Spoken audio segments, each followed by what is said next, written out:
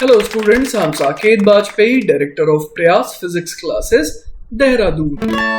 Welcome students, welcome to the first lecture of this brand new chapter, Electromagnetic Induction.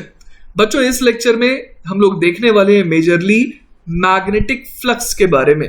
हम लोगों ने electric flux तो पढ़ रखा है, तो बस उसका एक मैग्नेटिक वर्जन हम लोग देखेंगे, है ना. तो बहुत ही सिंपल चैप्टर है ये, और उसमें भी आज का जो लेक्चर है वो बहुत ही सिमिलर होने वाला है to what we have already studied in electrostatics.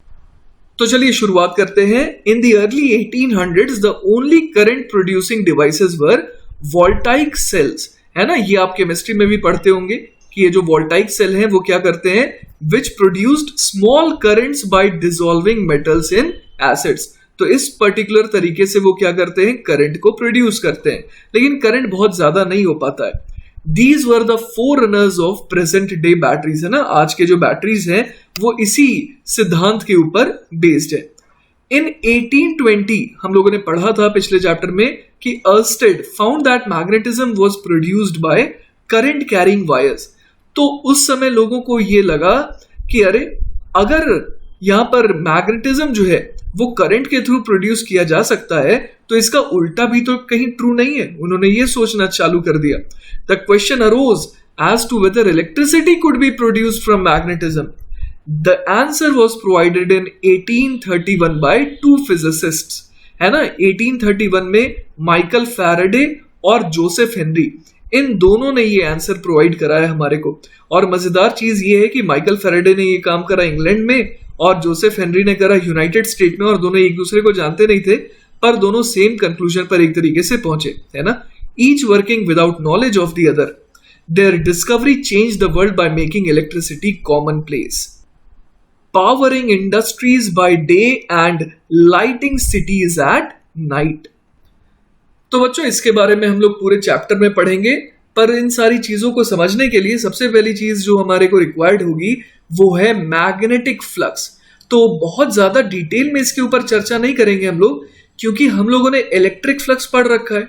वहां पर जो चीजें थी बिल्कुल उसका मैग्नेटिक एनालॉग हम लोग यहां पर देखेंगे, है ना. जैसे कि हम लोगों ने पढ़ा था कि इलेक्ट्रिक फ्लक्स क्या था, it was a measurement of the amount of electric field lines through a given surface area. तो उसी तरीके से मैग्नेटिक फ्लक्स क्या हो जाएगा, it is going to be a measurement of the amount of magnetic field lines through a given surface area. अब आपको याद होगा कि जैसे हमारे पास मान लीजिए एक प्लेन सरफेस होता था, तो हम लोग क्या करते थे, एक एरिया वेक्टर डिफाइन करते थे जो कि परपेंडिकुलर टू द प्लेन होता था. अब मैग्नेटिक फील्ड लाइंस को देखते थे और देखते थे कि ये दोनों के बीच में एंगल कितना है, और अगर उसे हम लोग थीटा कॉल कर दे रहे हैं तो हम लोग फ्लक्स क्या बोलते थे, फ्लक्स हो जाता था integral of B dot d A. और साथ ही साथ अगर b कांस्टेंट होता था, b यूनिफॉर्म होता था, तो वो बाहर आ जाता था, और वो क्या बन जाता था, फ्लक्स कितना हो जाता था, b डॉट a. तो फटाफट कुछ एक्स्ट्रा चीजें हैं जो हम लोग जान लेते हैं, जैसे कि ऐसा unit of magnetic flux is weber, है ना. इसे WB से डिनोट करते हैं, और 1 वेबर की वैल्यू होती है 1 टेस्ला मीटर स्क्वायर. साथ ही साथ CGS unit of magnetic flux is Maxwell, और 1 मैक्सवेल की वैल्यू होती है 1 गॉस सेंटीमीटर स्क्वायर. ये हम लोग थोड़ा कम यूज करेंगे. हम लोग जो है फिजिक्स में जैसा कि अब तक पढ़ते आ रहे हैं, ऐसा यूनिट में ही ज्यादातर कैलकुलेशन किया करेंगे. 1 weber is equal to 10 to the power 8 maxwell, है ना. और ये आई थिंक कि आप खुद से बड़े इजीली डिराइव कर सकते हैं. मैग्नेटिक फ्लक्स जिस तरीके से इलेक्ट्रिक फ्लक्स था, उसी तरीके से ये भी क्या है, एक स्केलर क्वांटिटी है. ये बस हमारे को एक मेजरमेंट देती है किसकी, अमाउंट ऑफ फील्ड लाइंस की. Magnetic flux can also be calculated by integration method, और ये रहा फाई बी बराबर क्या हो जाएगा, integration of D phi B, जो अभी अभी मैंने आपको बताया.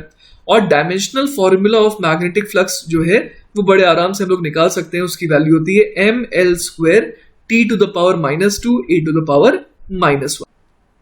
इसके अलावा बच्चों हम लोग किसी एक पर्टिकुलर प्लेन से एक नॉर्मल डिफाइन करते हैं, तो वही लिखा है, the normal to the plane specifies the orientation of plane, the direction of planar area vector is along its normal, है ना. उस प्लेन के नॉर्मल परपेंडिकुलर डायरेक्शन में हम लोग उस नॉर्मल को डिफाइन करते हैं. फॉर अ क्लोज्ड सरफेस, याद आ रहा होगा आपको, गॉसेस लॉ के दौरान हम लोगों ने इस चीज को देखा था कि अगर कोई क्लोज सरफेस हो, मतलब एक ऐसा सरफेस जो कुछ वॉल्यूम कवर कर रहा हो, तो वैसे केस में है ना, एरिया वेक्टर हमेशा हम लोग कहां चुनते हैं, आउटवर्ड नॉर्मल की तरफ। क्लियर है? चलिए तो बच्चों आज के लेक्चर का पहला सवाल देखते हैं। A uniform field exists along x axis, और वो फील्ड कौन सी है, मैग्नेटिक फील्ड है ना।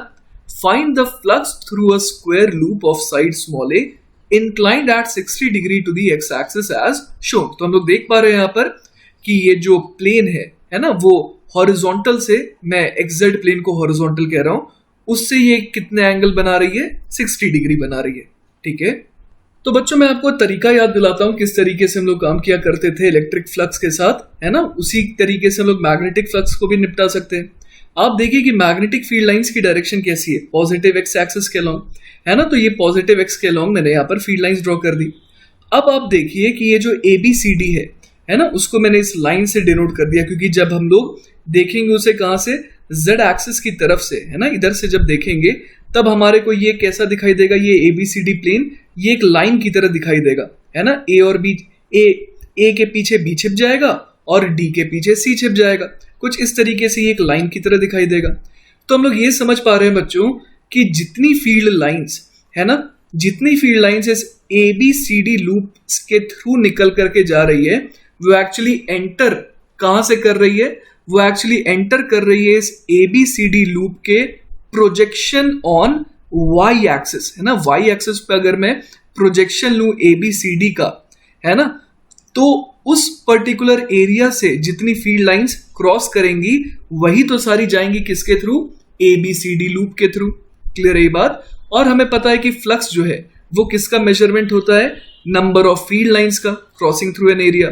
तो जब नंबर ऑफ फील्ड लाइंस जो क्रॉस कर रही है इस ABCD से, वो किसके बराबर है, जो number of field lines cross कर रही है ABCD के प्रोजेक्शन ऑन वाई एक्सिस। मतलब वाई एक्सिस कहने का मतलब आप समझ रहे हैं कि ABCD लूप का मैं प्रोजेक्शन ले रहा हूं ऑन YZ प्लेन।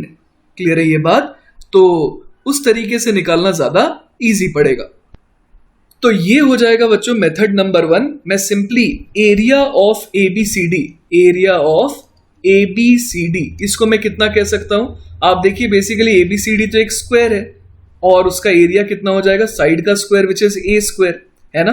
तो इसका प्रोजेक्शन ऑन YZ प्लेन कितना हो जाएगा, वो हो जाएगा A स्क्वायर, और ये वाला एंगल 30 डिग्री होगा ना, तो ये हो जाएगा A square cos of 30 degree.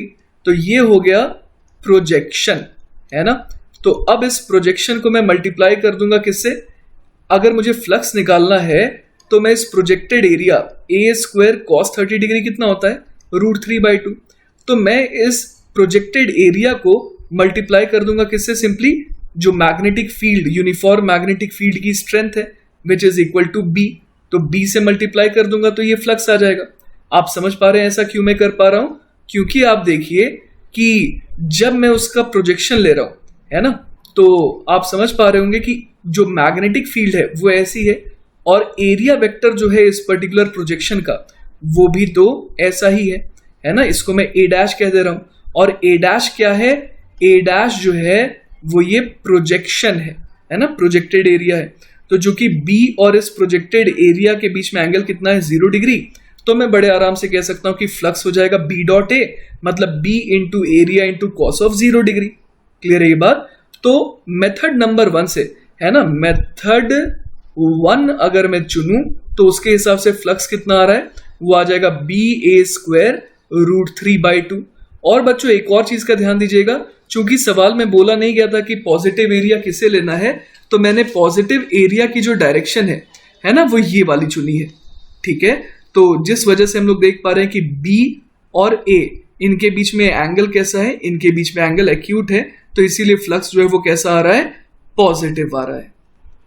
अब बच्चों अगर हम लोग मेथड नंबर 2 की बात करें, है ना, तो मेथड नंबर 2 में जो है मैं प्रोजेक्टेड एरिया नहीं ले रहा हूं, मैं सिंपली ये देख रहा हूं कि ये जो ABCD है उसका एरिया वेक्टर जो है वो तो ये रहा, और एरिया वेक्टर का मैग्नीट्यूड कितना हो जाएगा, वो हो जाएगा A स्क्वायर।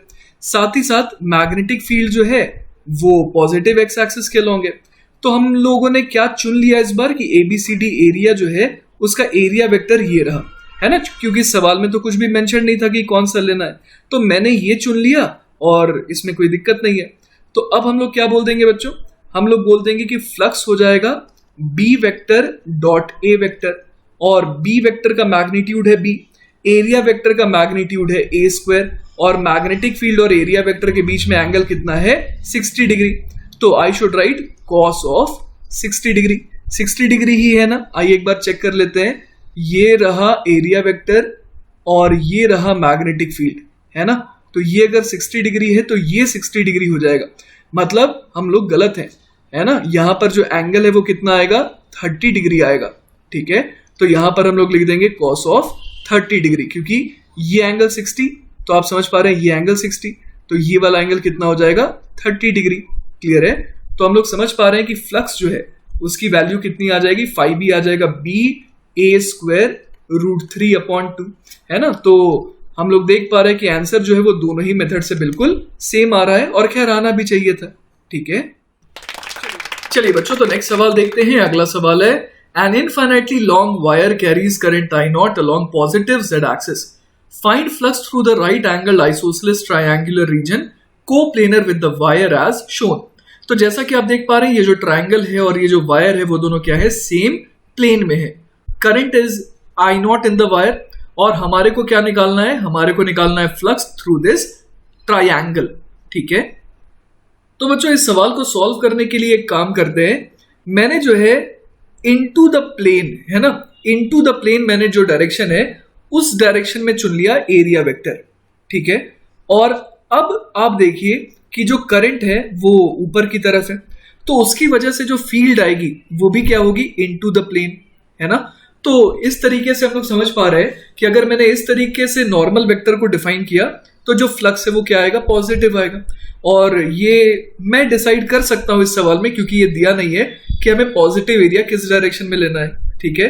तो मैंने एरिया वेक्टर किधर लिया, इनटू द स्क्रीन, और साथ ही साथ आप देख पा रहे हैं कि जो मैग्नेटिक फील्ड आएगी वो वेरिएबल होगी, है ना, वो एक्स पे डिपेंड करेगी, पर उसकी डायरेक्शन भी होगी इनटू द स्क्रीन। तो जैसे मैं किसी एक्स डिस्टेंस पर गया और वहां से और कितना आगे गया, dx। तो आप समझ पा रहे हैं कि किसी भी एक्स डिस्टेंस पर मैग्नेटिक फील्ड की वैल्यू कितनी होगी, वो होगी μ0 I नॉट अपॉन 2πx, और ये छोटा सा मैंने एरिया लिया है ना dx, और आगे गया। तो बेसिकली मुझे ये जो एरिया है वो निकालना होगा, है ना, ताकि मैं क्या कर सकूं, मैं b इंटू डी कर सकूं और उसको फिर इंटीग्रेट कर दूंगा, है ना। तो जब मैं ऐसा करूंगा तब मुझे फ्लक्स मिल जाएगा। तो ये है बच्चों मेरी स्ट्रैटेजी। तो अब हम लोग सोचते हैं कि ये जो dA है ना, ये जो एरिया है वो कैसे निकालें। तो बच्चों आप देख सकते हैं कि यहां पर अगर मैं एक परपेंडिकुलर ड्रॉ करूं, है ना, तो ये एंगल 45, ये भी एंगल 45, तो ये वाली जो लेंथ है, ये जो आधी लेंथ है वो इस लेंथ के बराबर हो जाएगी। अगर मैं इसको A कह रहा हूं, इसको C कह रहा हूं, इसको D कह रहा हूं, तो I can write AC is equal to CD, क्योंकि यहां पर जो ये एंगल्स है ना, ये दोनों क्या हो जाएंगे, 45 हो जाएंगे। तो हम लोग यहां पर AC की वैल्यू जानते हैं, है ना। AC कितना है, जो AC है उसकी वैल्यू बेसिकली हो जाएगी A में, है ना, ये जो X है उसमें से स्मॉल a घटा देते हैं, तो AC will be equal to X minus small a। तो मुझे AC मिल गया, तो यहां से CD भी मिल गया, CD की वैल्यू आ गई X माइनस a। तो अगर मैं इस ग्रीन वाले पोर्शन की लेंथ अगर मैं देखूं तो वो कितनी हो जाएगी, वो ट्वाइस ऑफ CD हो जाएगी, है ना। तो यहां पर मैं बोल सकता हूं कि जो एरिया हो जाएगा dA वो कितना हो जाएगा, वो हो जाएगा twice of CD multiplied by ये वाली जो लेंथ है ना, ये लेंथ कितनी मैंने मानी है dx। तो यहां पर जो एरिया आ जाएगा, स्मॉल एरिया आ जाएगा, एलिमेंटल एरिया, वो कितना आ जाएगा, twice of x minus a into dx। तो अब हमें समझ में आ रहा है कि फ्लक्स कैसे निकालें। फ्लक्स हो जाएगा b इंटू डी का इंटीग्रेशन। तो चलिए ये काम करते हैं। फ्लक्स हम लोग बोल देंगे इंटीग्रेशन ऑफ b, हमने बोला था μ0 I not upon 2πx multiplied by D कितना हो जाएगा, वो हो जाएगा twice of x minus a into D. और x की वैल्यू आप सोचिए कि कहां से कहां रखेंगे। सबसे पहले x की वैल्यू जब हम लोग रखेंगे स्मॉल a, तो यहां पर एक एलिमेंट मिलेगा, और आखिरी एलिमेंट कहां पर मिलेगा, जब x की वैल्यू हो जाएगी a plus A which is 2a। तो मुझे ये समझ में आ रहा है कि x की लिमिट मुझे रखनी होगी a से लेकर के 2a तक, ठीक है। तो यहां से फाई देखिए कितना आ जाएगा, 2 से देखिए 2 कैंसिल आउट हो गया, और जो कॉन्स्टेंट्स है ना उनको पहले चलिए हम लोग बाहर निकाल लेते हैं। तो कॉन्स्टेंट्स बाहर निकालने पर ये आ जाएगा mu not I not divided by pi, ठीक है। और अंदर क्या रह जाएगा, x minus a upon x into d x, और लिमिट हो जाएगी a से लेकर के 2a तक, ठीक है। तो यहां से क्या आ जाएगा, mu not I not upon pi, और अगर इसको हम लोग थोड़ा सॉर्ट आउट करना चाहें तो ये बन जाएगा x upon x which is 1 minus a upon x, है ना, लिमिट हो जाएगी a से 2a, और इसका करना है अपने को इंटीग्रेशन, है ना, ये करना है अपने को। तो यहां पर लिमिट इधर से हटा देते हैं ना, अभी तो पहले हम लोग इंटीग्रेट करेंगे। तो यहां से देखिए क्या आ जाएगा इसका इंटीग्रेशन, ये हो जाएगा mu not I not upon pi 1 dx का इंटीग्रेशन हो जाएगा x minus a times 1 upon x का हो जाएगा ln ऑफ x। और अब यहां पर हम लोग लिमिट रखेंगे कहां से कहां तक, a से रखेंगे 2a, है ना, तो यहां a से रख देंगे 2a तक। तो ये देखिए कितना हो जाएगा, mu not I not upon pi, और इधर आ जाएगा 2a minus a times ln of twice of a, फिर उसमें से घटाना क्या पड़ेगा, माइनस a और minus minus plus a times ln of a। Clear है यहां तक। तो बच्चों यहां से देखिए फ्लक्स अपने पास कितना आ जा रहा है, ये आ जा रहा है mu naught I not upon pi, और अंदर क्या आ जाएगा 2a minus a is a, फिर क्या आ जाएगा minus a times ln of 2a upon a, है ना, यहां पर आ जाएगा माइनस ln ऑफ, यहां पर अगर मैं कॉमन ले लूं तो ये बन जाएगा ln ऑफ 2, है ना। तो फाइनली हमारे पास क्या आंसर आ जाएगा, phi is equal to mu not I naught, और कॉमन क्या आ जाएगा यहां से, a कॉमन आ जाएगा अपॉन पाई तो है ही, और ये बन जाएगा 1 माइनस ln ऑफ 2। तो बच्चों यही हो जाएगा हमारा फाइनल आंसर, है ना। हम लोगों ने फ्लक्स निकाला, और ध्यान दीजिएगा कि मैंने इस सवाल को सॉल्व करने के लिए एरिया वेक्टर क्या लिया, इनटू द स्क्रीन। अगर मैं आउट ऑफ द स्क्रीन को पॉजिटिव नॉर्मल लेता, मतलब एरिया वेक्टर की डायरेक्शन लेता, तो फ्लक्स क्या आता, इसी में एक नेगेटिव साइन और बाहर लग जाता, ठीक है। तो अगर मैं माइनस साइन भी लगा दूं यहां पर, और ये लिख दूं कि मैंने एरिया वेक्टर आउटवर्ड लिया है ना, coming out of the screen, तो भी इस जवाब को सही माना जाएगा, ठीक है। चलिए बच्चों, तो अब तक हम लोगों ने क्या क्या पढ़ा है। अब तक हम लोगों ने शुरुआत में देखा था कि हेनरी और फैराडे ये लोग किस चीज की खोज में निकले थे, ये लोग इस चीज की खोज में निकले थे कि क्या मैग्नेटिज्म की मदद से इलेक्ट्रिसिटी पैदा की जा सकती है। फिर हम लोगों ने पढ़ा मैग्नेटिक फ्लक्स के बारे में, और हम लोगों ने तरीका देखा कि how to find out the magnetic flux. अब आगे बढ़ते हैं और देखते हैं फैराडेज लॉ ऑफ इंडक्शन।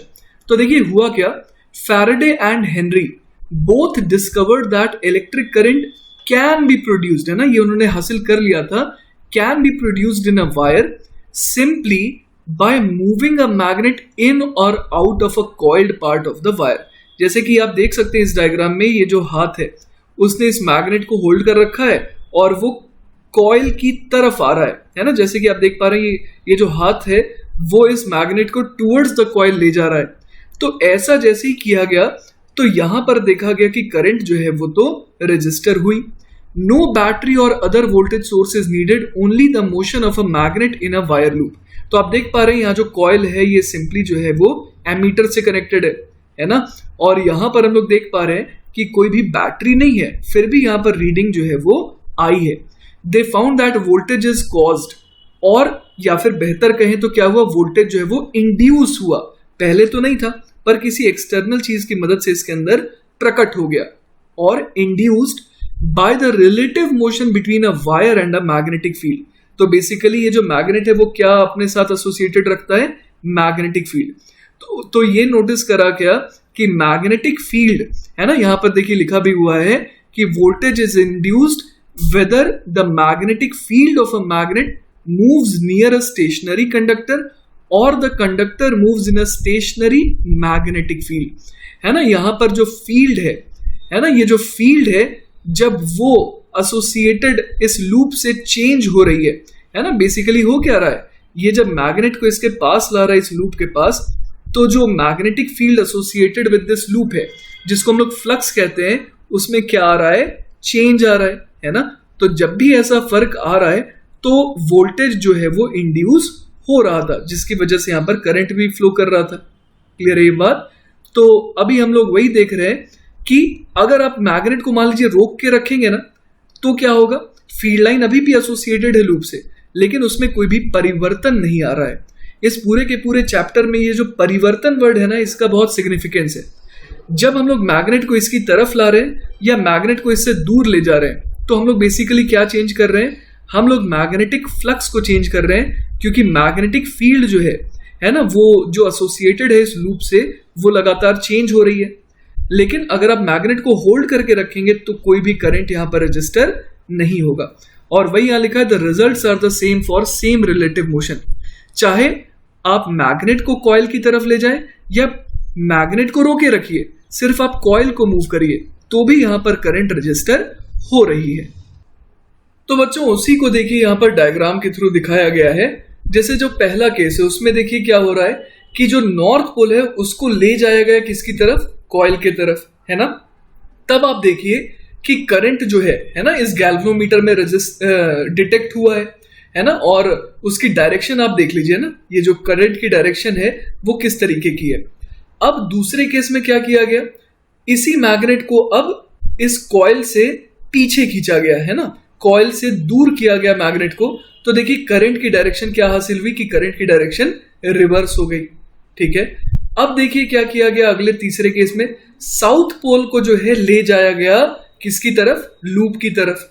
तो जब इस तरीके से ले जा रहे हैं तब देखिए करंट की डायरेक्शन जो है किस तरीके से रजिस्टर हुई। अब जब ठीक इसका उल्टा काम कर रहे हैं, अब इसी साउथ पोल को हम लोग क्या कर रहे हैं? दूर ले जा रहे हैं, है ना, लूप से। तो देखिए करंट की डायरेक्शन फिर से पलट गई। और आखिरी केस में बस होल्ड करके रखा गया। तो जैसा मैंने आपको बताया था कि करंट डिटेक्ट नहीं हो रहा है। इसके अलावा बच्चों एक और चीज नोटिस करा गया, वो ये था कि the greater the number of loops of wire that move in a magnetic field, the greater the induced voltage, है ना। ये भी जरूरी था कि जितने ज्यादा लूप थे उतना ज्यादा क्या पैदा हो रहा था? उतना ज्यादा वोल्टेज यहां पर पैदा हो रहा था और उतना ज्यादा करंट डिटेक्ट हो रहा था। Pushing a magnet into twice as many loops will induce twice as much voltage, ऐसा नोट करा गया। Pushing it into 10 times as many loops will induce 10 times as much voltage, ये भी नोटिस करा गया, है ना। तो जितने ज्यादा लूप उतना ज्यादा टाइम्स वोल्टेज बढ़ रहा था।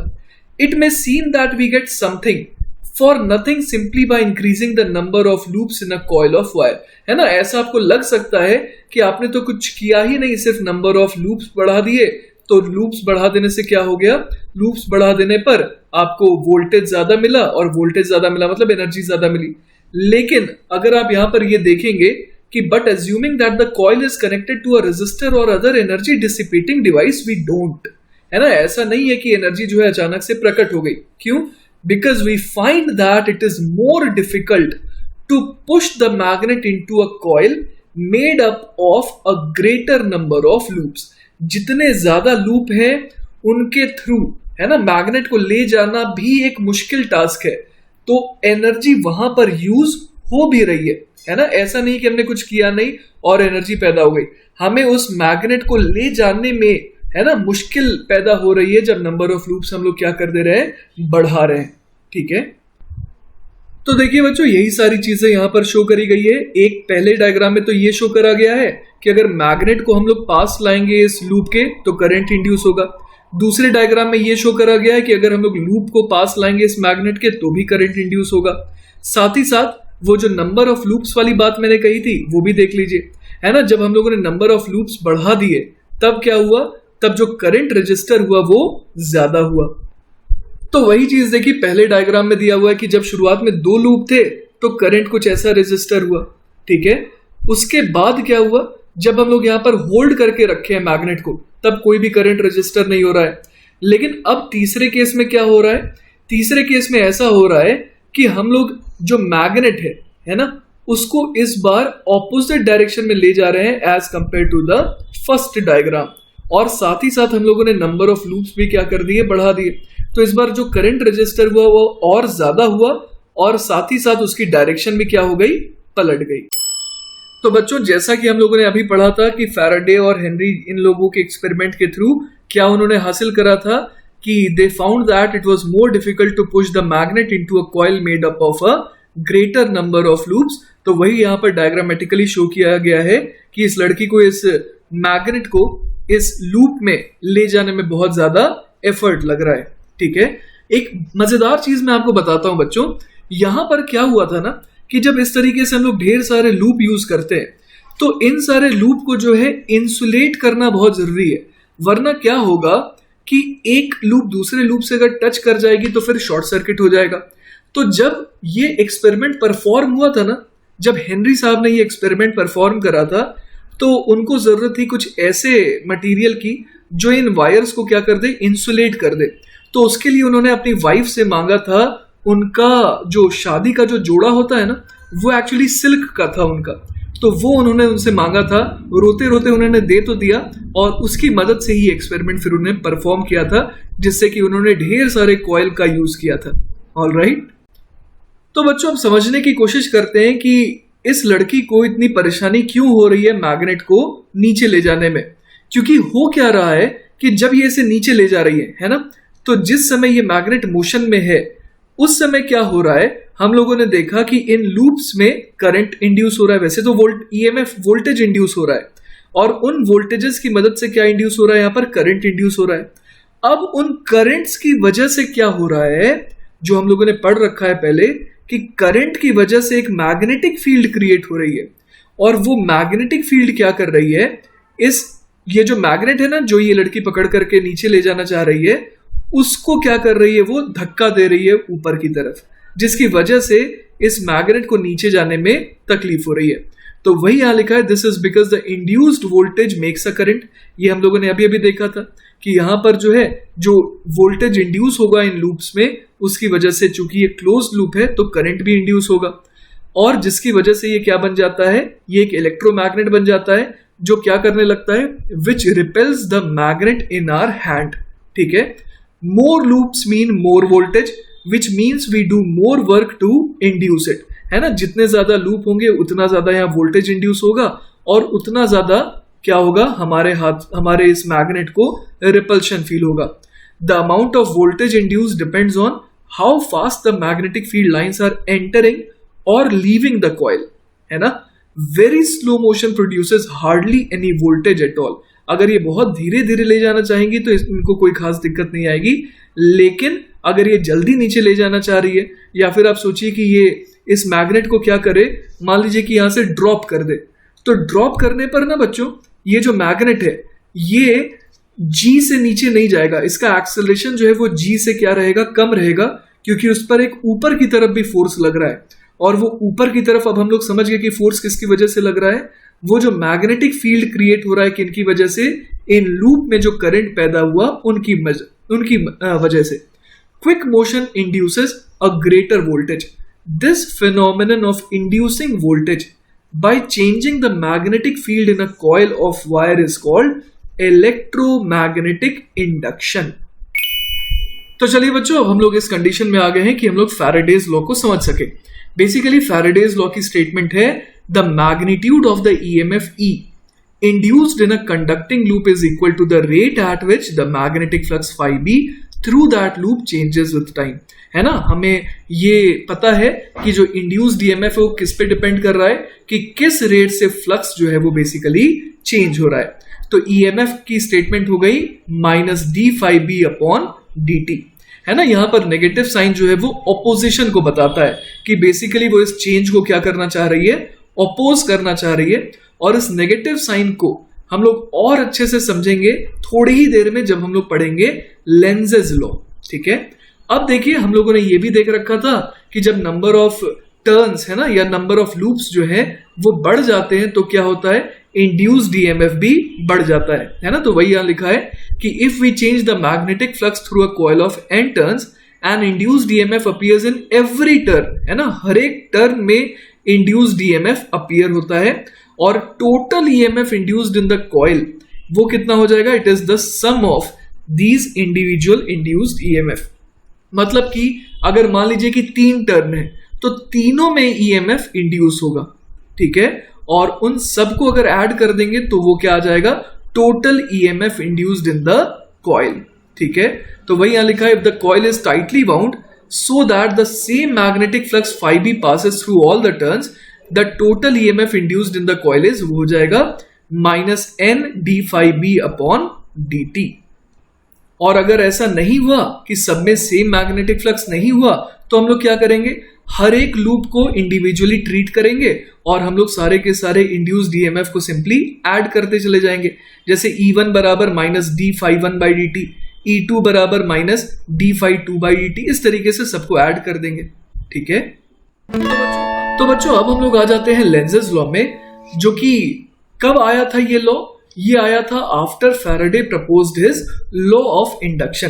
तो हेनरिक फ्रेडरिक लेंज, इन्होंने एक एक्चुअली रूल बनाया है, जिससे क्या हम लोग कर सकते हैं, जिससे हम लोग ये पता लगा सकते हैं कि what is going to be the direction of the induced current in a loop.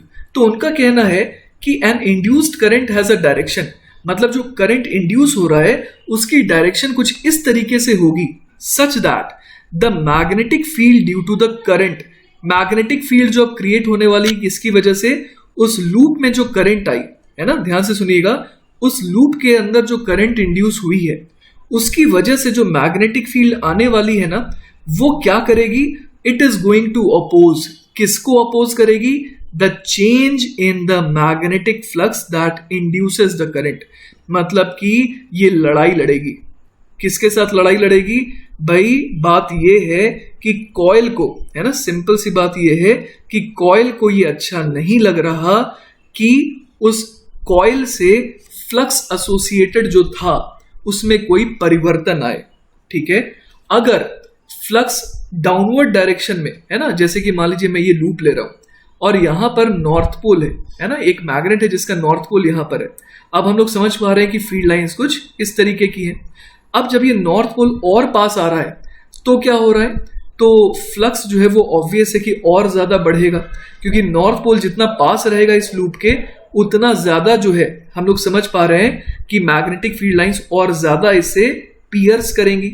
ठीक है, तो इसका मतलब फ्लक्स जो है इससे एसोसिएटेड क्या हो रहा है, इस कॉइल से एसोसिएटेड बढ़ रहा है। तो बच्चों लेंजेस लॉ ये कहता है कि ये चीज इस लूप को पसंद नहीं आएगी। वो लूप जो है वो बहुत ही इनर्ट रहना चाहता है, मतलब कि आप एक ऐसे इंसान की तरह समझिए इस लूप को, जो ना पैसे लेना चाहता है ना पैसा देना चाहता है। ठीक है, तो ये लूप भी वैसा है, ना इसको ये इच्छा हो रही कि मेरे से ज्यादा फ्लक्स एसोसिएटेड हो जाए, ना ही ये चाह रहा है कि मेरे से कोई फ्लक्स क्या करे, कम करे। वो कह रहा है कि मुझे छोड़ दो मेरे हाल पे, है ना। तो ये जो लूप है वो कोई भी तरीके का बदलाव पसंद नहीं कर रहा है। तो अगर आप मैग्नेट को नीचे ले जाएंगे तो इससे क्या होगा, डाउनवर्ड डायरेक्शन में, है ना, जो नंबर ऑफ फील्ड लाइन है वो बढ़ रही है, तो वो एक ऐसा करंट डेवलप करेगा जिसकी वजह से, ध्यान से सुनिएगा, ये जो लूप है ये एक ऐसा करंट डेवलप करेगा जिसकी वजह से, है ना, फील्ड लाइंस कैसी जाए, बाहर की तरफ, ऊपर की तरफ निकलती हुई जाए। समझ पा रहे हैं आप बात? तो बेसिकली वो इस तरीके से करंट डेवलप करेगा जिसकी वजह से, है ना, इस तरीके के करंट की वजह से आप समझ सकते हैं कि क्या होने वाला है, यहां से फील्ड लाइंस जो है ना, फील्ड लाइंस जो है इस तरीके से बाहर की तरफ निकलेंगी। तो बेसिकली क्या हो रहा है, इस मैग्नेट की वजह से डाउनवर्ड डायरेक्शन में फील्ड लाइंस बढ़ रही है, तो ये क्या कर रहा है, ये एक ऐसा करंट डेवलप कर रहा है जिसकी वजह से क्या हो जाए, कंपनसेशन हो जाए, वो कंपनसेट कराने की कोशिश कर रहा है। ठीक है, मतलब कि अगर आप उसे 10 रुपए देंगे तो वो क्या करना चालू कर देगा, वो गरीबों को दान देना चालू कर देगा। ठीक है, तो बच्चों वही बात यहां पर लिखी है कि furthermore the direction of an induced EMF is that of the induced current, है ना, इस इंड्यूस्ड ईएमएफ की वजह से ही तो इंड्यूस्ड करंट प्रोड्यूस हो रहा है। The key word in the Lenz's law is opposition, मतलब वो क्या कर रहा है, वो किसी भी परिवर्तन को ऑपोज कर रहा है, उसको परिवर्तन पसंद नहीं है। तो देखिए बच्चों, उसी का एक्सप्लेनेशन इस डायग्राम के थ्रू भी है। किस तरीके से आप देख पा रहे हैं कि हाथ जो है वो इस मैग्नेट को पकड़ करके नीचे लाना चाह रहा है और ये हाथ जो है ये मोशन में है ना। तो आप देख पा रहे हैं कि इस नॉर्थ पोल की वजह से क्या हो रहा है, फील्ड लाइंस कुछ ऐसी, है ना, इस तरीके से आएंगी और जो लगातार इस मैग्नेट के नीचे आने से क्या होती जा रही है, और ज्यादा बढ़ती जा रही है ना। तो मतलब डाउनवर्ड डायरेक्शन में हम लोग समझ रहे हैं कि फील्ड लाइंस बढ़ रही है तो फ्लक्स जो है वो बढ़ रहा है ना। तो उसको ऑपोज करने के लिए क्या करेगा ये लूप, ये एक ऐसा करंट डेवलप करेगा सच दैट कि उस करंट की वजह से एक ऐसा फील्ड डेवलप हो जो कि आप समझ पा रहे हैं क्या करना चाहे, इस बढ़ते हुए फील्ड को कम करे, है ना, या फिर बढ़ते हुए फ्लक्स को कम करे। तो देखिए आप यहां पर ऐसे देख पा रहे होंगे कि ये रिंग जो है एक ऐसे डाइपोल की तरह बिहेव कर रही है सच दैट जो कि इस मैग्नेटिक डाइपोल, है ना, या फिर इस बार मैग्नेट को अपोज करे। आप समझ पा रहे हैं कि अगर यहां पर नॉर्थ साउथ है ना, जैसे कि मैं ऊपर से आने वाले इस बार मैग्नेट को दिखा रहा हूं, तो इसको अपोज करने के लिए ये रिंग खुद कैसा रूप धारण कर ले रही है, वो खुद एक इस तरीके के मैग्नेट का रूप धारण कर ले रही है, जिसकी वजह से इसका नीचे आने वाला मोशन इतना आसान नहीं होगा। इस इंसान को कुछ वर्क डन करना पड़ेगा, है ना, मतलब कि इस इंसान को कुछ एनर्जी देनी पड़ेगी, और वही एनर्जी यहां पर फील हो रही है ना, यहाँ पर जो करंट डेवलप हो रहा है, इंड्यूस्ड ईएमएफ आ रहा है, ये इसी एनर्जी का रिजल्ट है। चलिए तो बच्चों इसी के ऊपर एक आसान सा सवाल देखते हैं। Figure shows a conducting loop placed near a long straight wire carrying a current I as shown. If the current increases continuously, है ना, ये जो आई है वो लगातार क्या होता जा रहा है, बढ़ता जा रहा है। तो हमें बताना है, we need to find the direction of the induced current in the loop. तो ये जो लूप है इसमें हमें इंड्यूस्ड करंट की डायरेक्शन बतानी है। तो आप ऐसे सोचिए कि ये दोनों चीजें जो है इसी प्लेन में है ना, इसी स्क्रीन की प्लेन में है। तो इस करंट की वजह से यहां पर फील्ड कैसी आएगी, फील्ड जो है वो नॉन यूनिफॉर्म तो होगी, पर वो इनटू द स्क्रीन होगी, है ना, और करंट बढ़ रहा है तो इसका मतलब इनवर्ड फ्लक्स जो है वो क्या होता जा रहा है, बढ़ता जा रहा है।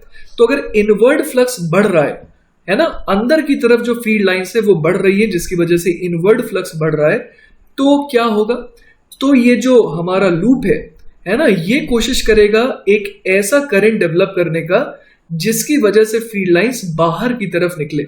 और ऐसा करने के लिए उसे क्या करना पड़ेगा, उसे कुछ इस तरीके से करंट डेवलप करना पड़ेगा, है ना। तो करंट का सेंस कैसा हो जाएगा, करंट का सेंस हो जाएगा एंटी क्लॉकवाइज, और इसकी वजह से आप अपने राइट हैंड थंब रूल का इस्तेमाल करके आप फिंगर्स को इस डायरेक्शन में कर्ल करेंगे तो आप देखेंगे कि थंब आपकी तरफ ही आ रहा है ना, मतलब फील्ड लाइंस जो है इसकी वजह से बाहर की तरफ आएंगी।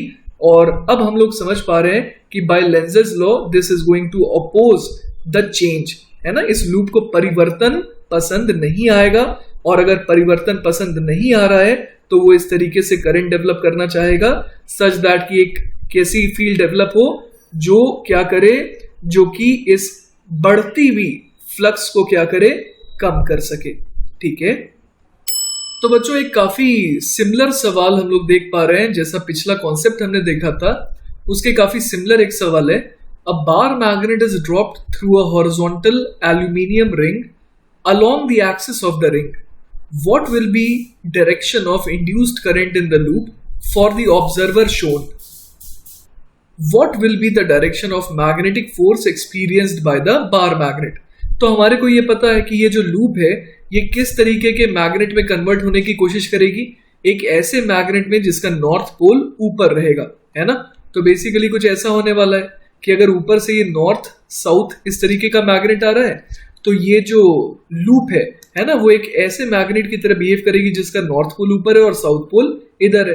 तो हम लोग अंदाजा लगा सकते हैं यहाँ पर कि इस कॉइल में करंट की डायरेक्शन कैसी होगी, करंट की डायरेक्शन कुछ ऐसी होगी सच दैट कि अगर आप ऊपर से देखेंगे तो आपको कैसा लगेगा कि ये जो फ्लो है ये कैसा है, एंटी क्लॉकवाइज।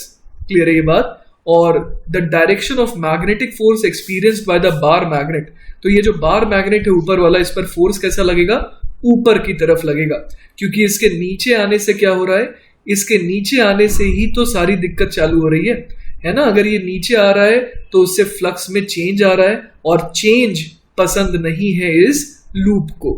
ठीक है, तो बच्चों मैं आपको एक तरीका याद रखने का बताने वाला हूं। जैसे कि यहां पर हम लोगों ने देखा कि ऊपर से जब देखा गया है ना, जब ऊपर से देखा गया तो इसको ऐसा लगा कि यहाँ पर जो करंट का सेंस है वो कैसा है, वो है एंटी क्लॉकवाइज, है ना। तो जैसे यहाँ पर एंटी क्लॉकवाइज सेंस था तो मैंने क्या कहा कि ऊपर से देखने पर उसे कौन सा पोल दिखाई देगा, ऐसा लगेगा कि ऊपर कौन सा पोल है, नॉर्थ पोल है ना। तो इसको याद रखने का देखिए तरीका क्या है, हम लोग इस तरीके से एन लिख सकते हैं, है ना, एन लिख सकते हैं सच दैट कि यहाँ पर सेंस कैसा दिखा दिया मैंने एरो के थ्रू, एंटी क्लॉकवाइज। और अगर उसे साउथ पोल दिखता है ना, मतलब कि अगर उसे ये क्लॉकवाइज दिखता तो बेसिकली यहाँ पर साउथ पोल देखिए किस तरीके से आप याद रख सकते हैं, है ना। तो ये वो तरीका है जो मुझे सिखाया गया था जब मैं स्टूडेंट था, तो वही तरीका चलिए मैं आपको ट्रांसफर कर दे रहा हूं, ठीक है। चलिए बच्चों, तो नेक्स्ट पॉइंट देखते हैं, charge flown through a loop. If delta phi is the change of flux through a loop, जिसका रेजिस्टेंस आर है, कि और कितने देर में ये चेंज आया फ्लक्स में, लेट अस से कि डेल्टा टी टाइम में ये फ्लक्स में चेंज आया है ना। तो हम लोग यहाँ पर charge flown through the loop निकाल सकते हैं। कैसे?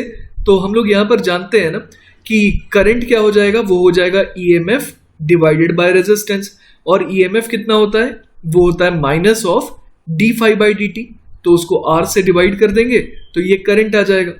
अब आई डी टी है ना, डी टी इधर ले गए तो आई डी टी की वैल्यू क्या आ गई, -1 upon R integration of D phi, है ना, यहाँ पर ऐसा आ गया ये। अब आई डी टी क्या हो जाएगा, आई डी टी में पता है कि वो इंटीग्रेशन ऑफ डी क्यू बन जाएगा ना, integration of I d T will become integration of D Q. तो यहां से हम लोग देख पा रहे हैं कि डेल्टा क्यू बराबर आ गया minus delta phi by R, और माइनस साइन का तो यहाँ पर सिग्निफिकेंस क्या है वो हमें पता है ना, जो कि हम लोगों ने लेंजेस लॉ से देख रखा है। तो बेसिकली अगर हमसे पूछा जाए कि what is the magnitude of charge flown, तो हम लोग क्या बोलेंगे, it is equal to magnitude of change in flux divided by resistance. Clear है ये बात। और यहां पर हम लोग क्या देख पा रहे हैं कि the charge flown does not depend on time interval as long as change in flux remains same. कितनी देर में ये फ्लक्स का चेंज आया, उससे ये जो डेल्टा क्यू का मैग्नीट्यूड है वो उस पर डिपेंड नहीं कर रहा है, ठीक है। तो बच्चों अब हम लोग बात करते हैं कि किन तरीकों से magnetic flux through a coil को चेंज किया जा सकता है। तो देखिए उसका पहला तरीका हो जाएगा कि अगर हम लोग जो मैग्नेटिक फील्ड एसोसिएटेड है ना कॉइल से, उसके मैग्नीट्यूड को ही बदल दें, है ना, तो उस तरीके से भी फ्लक्स में चेंज आ जाएगा। क्योंकि फ्लक्स क्या होता है, फ्लक्स बेसिकली होता है integration of B dot d A. तो अगर बी में चेंज आ जाएगा तो ऑब्वियस है कि फ्लक्स में भी चेंज आएगा।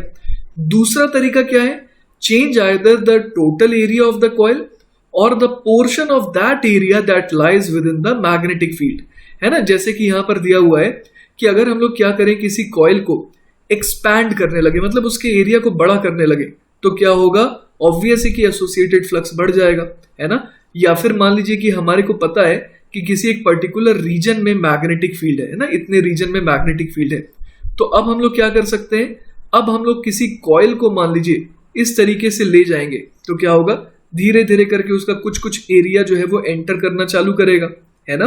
तो जिसकी वजह से लगातार हम लोग देख पा रहे हैं कि जो फ्लक्स एसोसिएटेड है उसमें चेंज आता रहेगा। क्लियर है ये बात। कब तक चेंज आएगा, जब तक पूरा का पूरा जो ये लूप है ये अंदर ना चला जाए। उसके बाद वापस से चेंज आना कब चालू होगा, जब ये निकलना चालू होगा, है ना। तो फिर हम लोग देखेंगे कि अब जो है एसोसिएटेड फ्लक्स धीरे धीरे क्या होता जा रहा है, कम होता जा रहा है। तो पहले कोई फ्लक्स एसोसिएटेड नहीं था, फिर मैक्सिमम जो फ्लक्स एसोसिएटेड था वो आ गया, उसके बाद जब ये निकलना चालू हो जाएगा तब फिर से फ्लक्स एसोसिएटेड क्या होने लगेगा, कम होने लगेगा। तो एक तरीका ये भी हो गया। क्लियर है ये बात। तो इसी तरीके से अब तीसरा तरीका देखते हैं, change the angle between the direction of the magnetic field B vector and the plane of the coil. तो ऐसा हम लोग कर सकते हैं कि मान लीजिए मैं नहीं चाहता हूं कि एरिया को भी चेंज ना करूं और मैग्नेटिक फील्ड को भी चेंज ना करूं, तो हम लोग एक काम कर सकते हैं कि अगर उस कॉइल को रोटेट करने लगे, है ना, अगर कॉइल को रोटेट करने लगेंगे तो बिल्कुल ये होगा कि जो एंगल है ना, वो बी और ए के बीच में वो चेंज होगा, जिसकी वजह से हम लोग जानते हैं कि ये जो फ्लक्स है वो बी इंटू डी ए थोड़ी होता है ना, वो बी डॉट डी ए का समेशन होता है। तो यहाँ जो डॉट प्रोडक्ट है ना, कॉस थीटा वाला टर्म है, उसमें लगातार क्या आता जाएगा बच्चों, चेंज आता जाएगा। तो ये देखिए बच्चों, मैंने डायग्राम के थ्रू आपको दिखाने की कोशिश करी है कि किस तरीके से हम लोग मैग्नेटिक फील्ड है ना, मैग्नेटिक फील्ड जो है वो इस डायरेक्शन में है और जो लूप है उसका एरिया भी चेंज नहीं हो रहा है, बस हम लोग क्या कर रहे हैं, लूप को घुमा रहे हैं, जिससे आप समझ पा रहे हैं कि number of field lines crossing this area वो क्या होता जा रहा है, चेंज होता जा रहा है, और जिसकी वजह से फ्लक्स में ऑब्वियस है कि चेंज आएगा।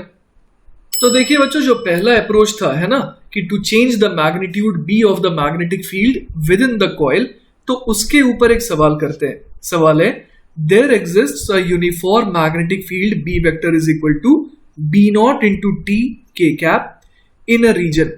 अ सर्कुलर कंडक्टिंग लूप, जैसा कि हम लोग देख पा रहे हैं, of radius small r and resistance capital R is placed with it's plane in x y plane.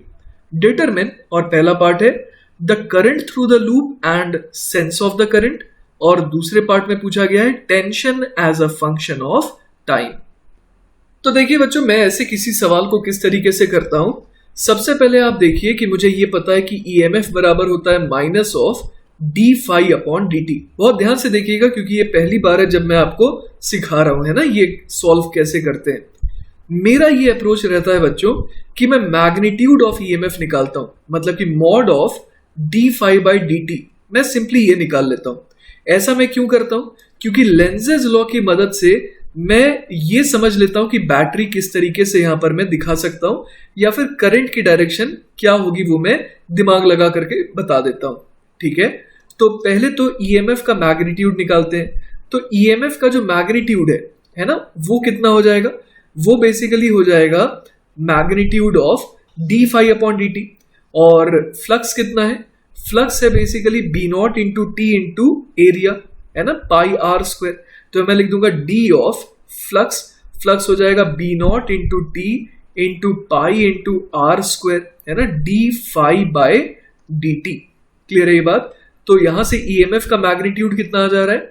वो आ जा रहा है B naught pi r square. Clear है ये बात? तो अगर मैं ईएमएफ के मैग्नीट्यूड को ई लिख रहा हूं तो ये कितना हो जाएगा? B not into pi small are square, है ना। तो ये ईएमएफ का मैग्नीट्यूड हो गया। ठीक है, अब बच्चों अगर हमारे को करंट का मैग्नीट्यूड निकालना है ना, तो करंट कितना हो जाएगा? I will be equal to E upon resistance. तो ये हो जाएगा B naught multiplied by pi r square divided by capital R, है ना। ये तो हमारे पास क्या आ गया? ये हमारे पास बच्चों आ गया है करंट। ठीक है, अब हम लोग सोचते हैं कि करंट की डायरेक्शन कैसी होगी। तो आप देखिए यहां पर बहुत ध्यान से देखिएगा, जो मैग्नेटिक फील्ड है वो coming out of the screen है ना। तो हम लोग ये भी देख पा रहे हैं कि टाइम बढ़ रहा है तो बी की वैल्यू बढ़ रही है, तो मतलब आउटवर्ड फ्लक्स जो है वो बढ़ रहा है।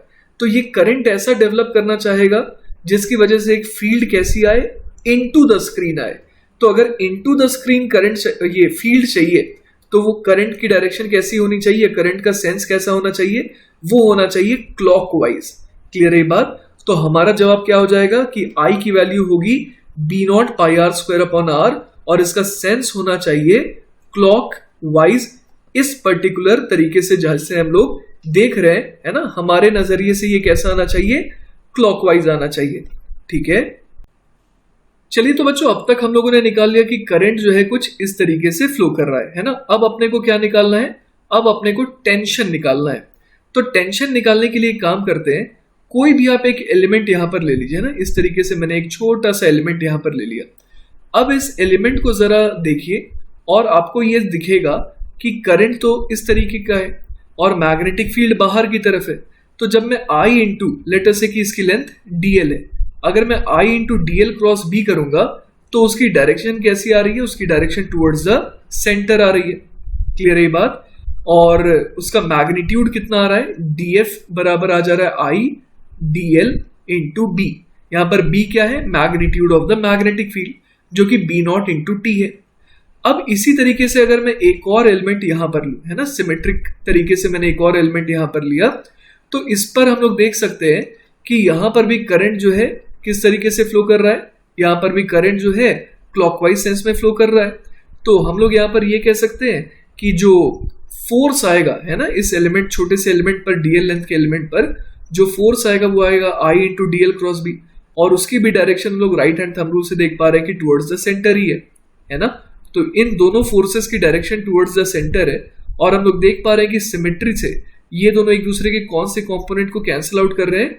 ये दोनों एक दूसरे के हॉरिजॉन्टल कंपोनेंट को कैंसिल आउट कर रहे हैं, और वर्टिकली डाउनवर्ड, मतलब कि इस डायग्राम के हिसाब से जो वर्टिकली डाउनवर्ड डायरेक्शन है उस डायरेक्शन में ये क्या कर रहे हैं? ऐड अप कर रहे हैं। ठीक है, तो देखिए बच्चों यहां पर अगर मैं एक काम करूं, मैं सिर्फ और सिर्फ सेमी सर्कुलर हिस्से को ले रहा हूं, है ना, इतने से पोर्शन को ले रहा हूं। तो चलिए मैं सिर्फ अगर इतने से पोर्शन को ले रहा हूं यहां पर, तो बाकी पोर्शन में मिटा देता हूं। ठीक है, तो मैंने बाकी पोर्शन को मिटा दिया। अब अगर मैं सिर्फ इतने से पोर्शन पर net force due to magnetic field देखूं तो वो कितना आ जाएगा। जैसे यहां पर मुझे डीएफ दिखाई दे रहा है ना, डीएफ का मुझे ये भी समझ में आ रहा है कि कौन सा कंपोनेंट रखना है, ये वाला कंपोनेंट रखना है ना। जैसे कि अगर मैं यहां पर देखूं कि ये वाला एंगल है ना, ये वाला एंगल जो है लेटर से कि थीटा था, ठीक है, ये जो थीटा एंगल है, और अगर ये थीटा है तो ये भी थीटा हो जाएगा। तो बेसिकली मुझे डीएफ का कौन सा कंपोनेंट रखना है, cos theta. So force magnetic वो आ जाएगा इंटीग्रेशन ऑफ डीएफ का कॉस थीटा कंपोनेंट। क्लियर है ये बात। तो यहां से मैं क्या बोल सकता हूं, ये हो जाएगा df will be equal to I D L into B, फिर आएगा कॉस ऑफ थीटा। अब देखिए dl कॉस थीटा क्या बन जा रहा है, आप इस छोटे से ट्राइंगल को देखिए तो ये वाला एंगल जो है ये भी कितना हो जाएगा, थीटा हो जाएगा, है ना। देखिए बच्चों, मैं आपकी मदद करता हूं ये बताने के लिए कि ये एंगल थीटा क्यों होगा। आप ऐसे देख सकते हैं कि अगर ये एंगल थीटा है तो ये एंगल 90 माइनस थीटा, और साथ ही साथ ये वाला एंगल फिर कितना हो जाना पड़ेगा, थीटा हो जाना पड़ेगा। तो हमें ये समझ में आ रहा है कि डीएल कॉस थीटा है ना, डीएल कॉस थीटा क्या बन जा रहा है, बेसिकली इस डीएल का हॉरिजॉन्टल प्रोजेक्शन बन जा रहा है ना, ये वाला जो प्रोजेक्शन है इसका वो बन जा रहा है। तो हम लोग समझ पा रहे हैं कि एफ मैग्नेटिक वो कितना आ जाएगा, I into B multiplied by integration of dl cos theta, और ऐसे सारे डीएल कॉस थीटा का समेशन क्या हो जाएगा, ट्वाइस ऑफ आर। तो ये हो गया I into B into twice of radius, है ना। तो यहां से मेरे पास मैग्नेटिक फोर्स लगने वाला जो इस पर है वो कितना आ गया, सेमी सर्कुलर हिस्से पर वो आ गया I into B into twice of radius.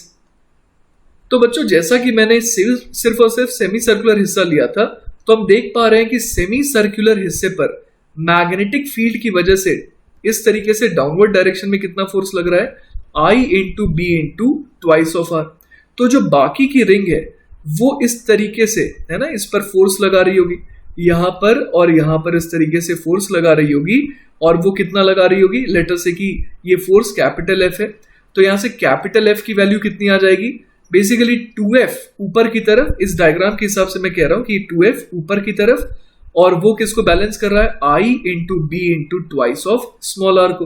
तो यहां से देखिए कि 2 से 2 कैंसिल आउट हो रहा है, तो कैपिटल एफ की वैल्यू कितनी आ रही है, I into B into small r. अब हमने आई की वैल्यू निकाल रखी है ना, वो देखिए बच्चों है B naught pi small are square upon capital R, है ना। तो यहां पर लिख देते हैं capital F is equal to B naught pi small are square upon capital R multiplied by B की वैल्यू है बी नॉट इंटू टी, और साथ में एक आ जाएगा स्मॉल आर। तो यहां से हम लोग देख पा रहे हैं कि एफ की वैल्यू कितनी आ गई, वो आ गई B naught square multiplied by pi R cube into T divided by capital R. तो बच्चों, ये बेसिकली जो कैपिटल एफ आया है ना, वो एक्चुअली एक ऐसा फोर्स है जो इस पूरे के पूरे रिंग में है, पर टेंशन से वो अलग किस तरीके से है, ये इसे खींच करके बड़ा नहीं करना चाह रहा है, बल्कि इसे क्या करना चाह रहा है, इसे और कंप्रेस करना चाह रहा है। क्लियर है बात। तो ये जो कैपिटल एफ है वो बेसिकली टेंसाइल नहीं हुआ, वो कैसा हुआ, कंप्रेसिव हुआ। चलिए तो बच्चों, जो अगला सवाल है वो सेकंड मेथड पे है, जिसमें हम लोग क्या करने वाले हैं, जिसमें हम लोग जो एरिया है ना, उसको क्या करेंगे, उसको हम लोग स्लाइड करेंगे इनसाइड द फील्ड, फिर कभी आउटसाइड। मतलब ओवरऑल एरिया नहीं चेंज हो रहा है, मैग्नेटिक फील्ड नहीं चेंज हो रही है, पर वो एरिया जो मैग्नेटिक फील्ड से एक्सपोज्ड है वो चेंज हो रहा है।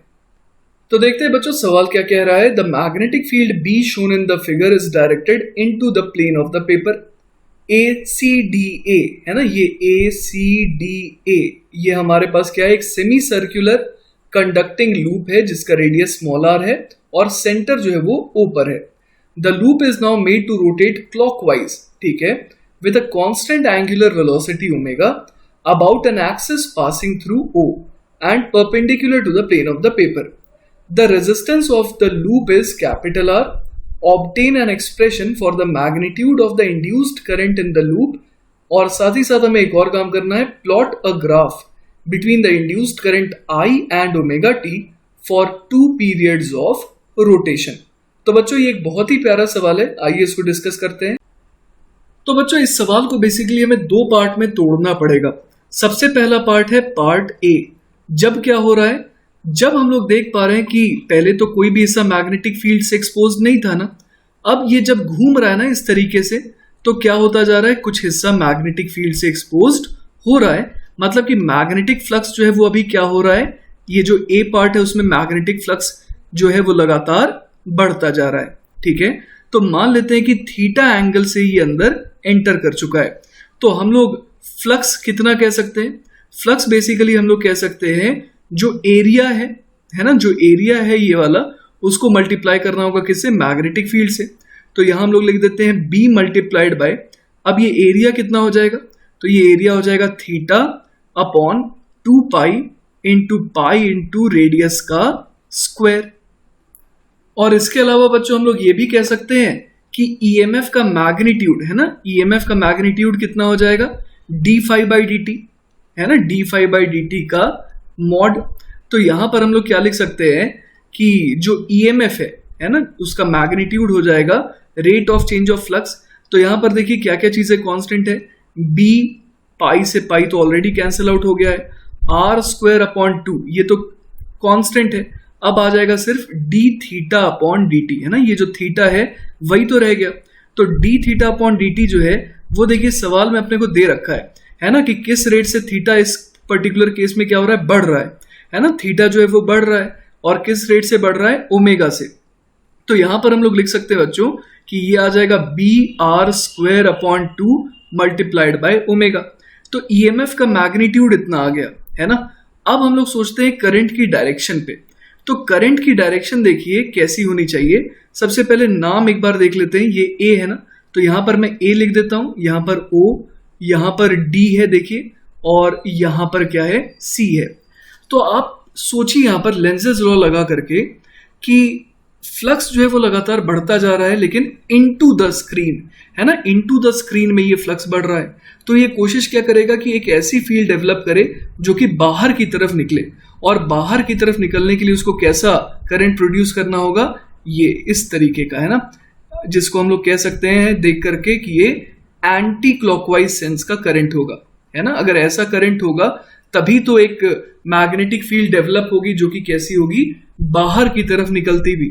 क्लियर है ये बात। तो शुरुआत में जो करंट की डायरेक्शन है वो कैसी है, ए सी डी ए। तो मैं यहां पर लिख देता हूं, यहां पर जो करंट है वो कितना हो जाएगा, B omega R square upon twice of resistance को कैपिटल आर कह देता हूं, और डायरेक्शन जो है वो क्या हो जाएगी, ए सी डी ए। क्लियर है ये बात। अब बच्चों हमें समझ में आ रहा है कि एक बार जब ये पूरा का पूरा एंटर कर चुका होगा, उसके बाद अब ये एग्जिट भी करेगा, मतलब now we have to focus on the diagram B, है ना। अब ये एग्जिट कर रहा है, मैग्नेटिक फ्लक्स जो है वो लगातार अब क्या होते जा रहा है, कम होता जा रहा है। तो बी के केस में हम लोग क्या कह सकते हैं, ईएमएफ हो जाएगा, ईएमएफ का मैग्नीट्यूड बेसिकली हो जाएगा mod of D phi upon D T. Clear है ये बात। अब यहां पर देखिए बच्चों, फ्लक्स हम लोग कितना कह सकते हैं, फ्लक्स हो जाएगा बी मल्टीप्लाइड बाय एरिया। अब ये एरिया कितना हो जाएगा, तो ये एंगल जो है, ये एंगल हो जाएगा बेसिकली पाई माइनस थीटा। तो मैं एरिया लिख सकता हूं पाई minus theta upon 2 pi into radius का स्क्वायर। तो ये मेरे पास आ गया फ्लक्स। क्लियर है बात। तो अब अगला स्टेप में क्या करूंगा, ईएमएफ का मैग्नीट्यूड हो जाएगा mod of D phi by D T, है ना। तो mod of D phi by D T निकालने के लिए क्या करेंगे हम लोग, इसको डिफरेंशिएट कर देंगे। तो आप देख सकते हैं यहां पर पाई से पाई कैंसिल आउट हो गया, तो क्या क्या बच गया यहां पर, b into are square upon 2 multiplied by क्या आ जाएगा, यहां पर आ जाएगा d of pi minus theta upon D T, है ना। तो आइए बच्चों देखते हैं यहां से क्या आ जाएगा, ईएमएफ का मैग्नीट्यूड जो है वो आ जा रहा है बी आर स्क्वायर अपॉन 2 और d of pi minus theta by D T, है ना। ये बेसिकली क्या बन जा रहा है, ये फिर से ओमेगा ही तो बन जा रहा है। तो बच्चों अगर मैग्नीट्यूड वाइज देखें तो ईएमएफ फिर से कितना आ जा रहा है, B omega small are square upon 2। तो यहां से करंट की वैल्यू कितनी आ जाएगी, B omega R square upon twice of resistance, है ना, यहाँ पर रेजिस्टेंस आ जाएगा। तो करंट की वैल्यू इस बार फिर से हमारे को मिल गई, है ना, और उसकी वैल्यू कितनी है, B omega small are square upon twice of resistance. तो बच्चों इस बार हम लोग करंट की डायरेक्शन निकालने की कोशिश करते हैं ना। तो सबसे पहले मैं नामकरण कर देता हूं। ए देखिए सबसे पहले यहां पर था, अब वही तो घूम करके यहां पर आ गया है ना, तो ये ए हो जाएगा। फिर ये वाला पॉइंट हो जाएगा डी, ये वाला पॉइंट ओ, और यहां पर कहीं पर सी। तो अब देखिए क्या हो रहा है कि फ्लक्स जो है वो कम हो रहा है ना, इनटू द स्क्रीन वाला फ्लक्स जो है वो कम हो रहा है। तो अब ये ऐसा करंट डेवलप करना चाहेगा सच दैट की मैग्नेटिक फील्ड की डायरेक्शन इनटू द स्क्रीन हो। और इनटू द स्क्रीन के लिए आप सोचिए कि करंट की डायरेक्शन जो है वो कैसी होनी चाहिए। करंट की डायरेक्शन जो है वो होनी चाहिए क्लॉकवाइज सेंस वाली, है ना। मतलब कि इस बार जो करंट की डायरेक्शन आ गई वो आ गई ए डी सी ए। पहले कैसी थी, पहले थी ए सी डी ए, है ना।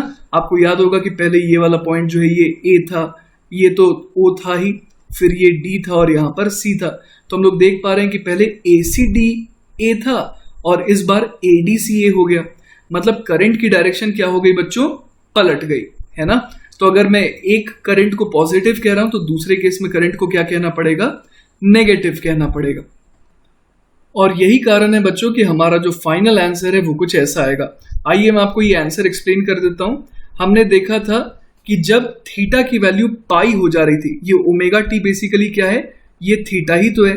तो जब ये थीटा की वैल्यू जब पाई हो जा रही थी, है ना, मतलब कि शुरुआत में ये ऐसा दिख रहा था और उसके अगले इंस्टेंट जब थीटा की वैल्यू पाई हो जा रही थी तब ये पूरा का पूरा मैग्नेटिक फील्ड से एक्सपोज्ड हो जा रहा था, है ना। तो उस पर्टिकुलर केस तक हम लोग क्या कह रहे थे कि करंट की वैल्यू लेटर से पॉजिटिव है। अब जैसे ही ये निकलना चालू हो रहा था इस मैग्नेटिक फील्ड वाले रीजन से, तो सडनली हमने देखा कि करंट की वैल्यू क्या हो गई, मैग्नीट्यूड वाइज तो उतनी ही है पर डायरेक्शन वाइज ऑपोजिट हो गई। इसीलिए यहाँ पर नेगेटिव, है ना, करंट जो है वो नेगेटिव दिखाया गया है। फिर जब वापस से वो इसी ओरिएंटेशन में आ गया और अब एंटर करने की फिराक में है तो वापस से करंट जो है वो पॉजिटिव हो गई। तो इस तरीके से हम लोग देख सकते हैं कि जो ग्राफ है current as a function of omega T वो कुछ ऐसा बनेगा। तो चलिए बच्चों, अब जो हम लोग सवाल करने वाले हैं वो मेथड 3 के हिसाब से करने वाले हैं, जिसमें हम लोग क्या करने वाले हैं कि एरिया भी वही रख रहे हैं, फील्ड भी वही रख रहे हैं, पर फील्ड और एरिया के बीच में जो एंगल है उसे क्या कर रहे हैं, लगातार चेंज कर रहे हैं। तो आइए देखते हैं वो तरीका। सवाल है a square loop of edge small A having n turns is rotated with a uniform angular velocity omega about one of its diagonals which is kept fixed in a horizontal position. A uniform magnetic field B exists in the vertical direction. Find the EMF induced in the coil.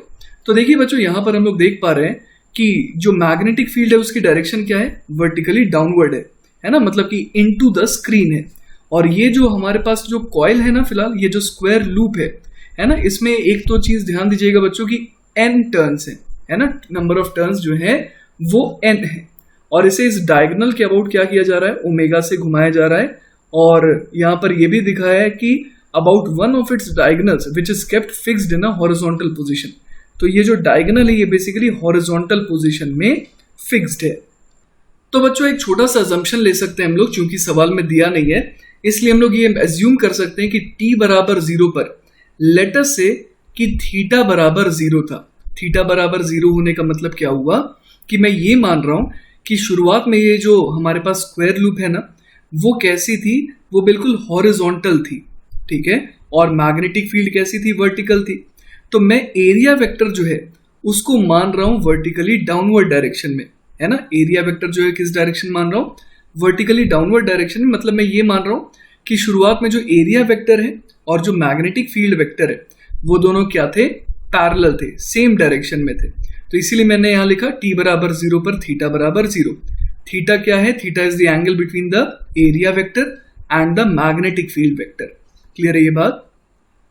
तो बच्चों शुरुआत में तो magnetic field vector और area vector same direction में थे, लेकिन किसी टाइम t के बाद क्या होगा, ये जो एरिया वेक्टर है ना, वो अब थीटा एंगल से घूम जाएगा और थीटा कितना हो जाएगा, ओमेगा इंटू टी, है ना, क्योंकि ओमेगा जो है वो कांस्टेंट दे रखा है। तो किसी टी टाइम पर हम लोग बोल सकते हैं कि एरिया वेक्टर और मैग्नेटिक फील्ड वेक्टर में कितना एंगल आ जाएगा, theta, where theta is equal to omega into T.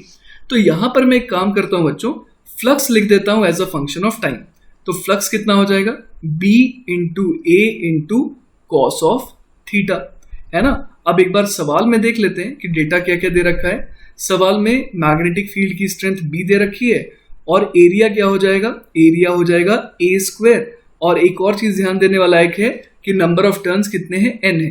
तो यहां पर हमें क्या लिखना होगा, N से मल्टीप्लाई करना होगा इसे, और यहां लिखना होगा N into B into A square into cos of theta. Clear है ये बात। तो अब देखिए यहां से क्या आ जाएगा, EMF जो है ना, बेसिकली EMF जो है वो क्या होता है, minus of D phi upon D T. तो ये कितना आ जाएगा, ये आ जाएगा एन बी ए, है ना। यहां पर मैं एरिया की वैल्यू पुट कर देता हूं, है ना। तो यहां पर हम लोग लिख सकते हैं N B A square, cos theta का differentiation minus sine theta, minus minus plus, तो ये बन जाएगा साइन थीटा, फिर आ जाएगा d theta upon D t, और d theta upon D t क्या हो जाएगा, वो तो बेसिकली ओमेगा हो जाएगा। तो हमारे पास क्या आ गया, EMF इज इक्वल टू आ गया N B A square into omega into sine of theta, और साइन थीटा को हम लोग लिख सकते हैं ओमेगा इंटू टी। तो ये बेसिकली बच्चों अपने पास क्या आ गया, इंड्यूस्ड EMF। तो इस बार हम लोग देख पा रहे हैं बच्चों की कैसा EMF जनरेट हो रहा है, यहाँ पर ऑल्टरनेटिंग EMF। और बच्चों मैंने इसे ऑल्टरनेटिंग EMF क्यों कहा, क्योंकि आप देखिए बिल्कुल एक बहुत ही पीरियोडिक फंक्शन है यहाँ पर जो EMF है ना, वो हम लोग देख पा रहे हैं कि साइनोसॉइडली वेरी कर रहा है, कभी पॉजिटिव कभी नेगेटिव, फिर कभी पॉजिटिव फिर कभी नेगेटिव। तो ये जो EMF आ रहा है इसको हम लोग कहते हैं alternating EMF।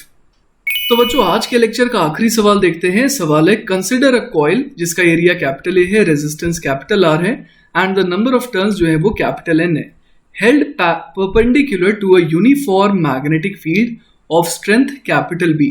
The coil is now turned through 180 degree in time delta t. What is the total charge that flows through a given cross section of the coil?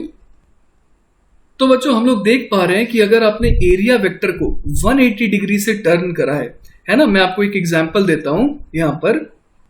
तो देखिए बच्चों इस एग्जांपल को देखिए, मान लेते हैं कि मैग्नेटिक फील्ड जो है वो कुछ ऐसी थी, ठीक है। अब लेटर से कि शुरुआत में मैंने एरिया वेक्टर इसे कहा था, है ना, एरिया वेक्टर लेटर से कि ये था, तो शुरुआत में बी और ए वो दोनों क्या थे, वो दोनों कोइंसाइड कर रहे थे, मतलब पैरेलल थे। अब क्या हुआ, जब ये पलट गया 180 डिग्री से, तो एरिया वेक्टर भी तो आप समझ रहे हैं ना कि उसकी डायरेक्शन कैसी हो गई, ऑपोजिट हो गई, है ना। अब एरिया वेक्टर जो है इस डायरेक्शन में आ गया।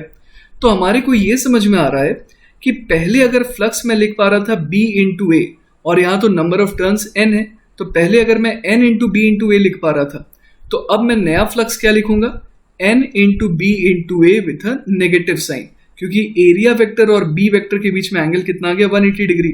तो हमें यह समझ में आ रहा है कि चेंज कितने का आया, चेंज ऑफ फ्लक्स कितने का आया। चेंज ऑफ फ्लक्स जो है वो बेसिकली आ गया ट्वाइस ऑफ NBA का। मैं यहाँ पर magnitude of change in flux की बात कर रहा हूं। तो आपको ध्यान होगा, आज ही मैंने आपको पढ़ाया था कि डेल्टा क्यू जो है ना, डेल्टा क्यू का जो मैग्नीट्यूड है वो बेसिकली किसके बराबर आ जाता है, डेल्टा फाई के मैग्नीट्यूड को अगर मैं रेजिस्टेंस से डिवाइड कर दूं, है ना। तो जैसा कि हमें सवाल में दिया हुआ है कि डेल्टा फाई जो है वो हो जाएगा 2NBA, और इसको डिवाइड कर देंगे किससे, रेजिस्टेंस से, जो कि R है। तो यही बेसिकली हमारा क्या हो गया, आंसर हो गया। तो बच्चों इसी के साथ हमारा आज का लेक्चर खत्म हो जाता है। आई होप कि आपको अच्छे से चीजें समझ में आई होंगी। इन केस अगर कोई डाउट रह जाता है तो बिल्कुल बिंदास होकर के मेरे से पूछिएगा। I will be very happy to help you. Take care बच्चों, बाय बाय।